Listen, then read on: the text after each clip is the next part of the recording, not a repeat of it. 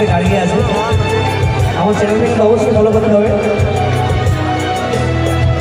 শুনেছি কত শুনেছি আমি তোমার কাহিনী,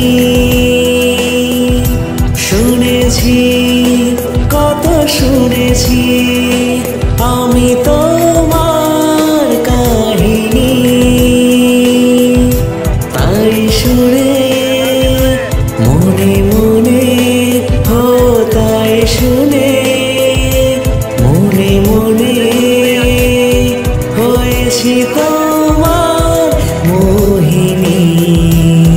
বলবো তোমায় আজকে আমি একটি মেয়ের গল্প প্রেমের।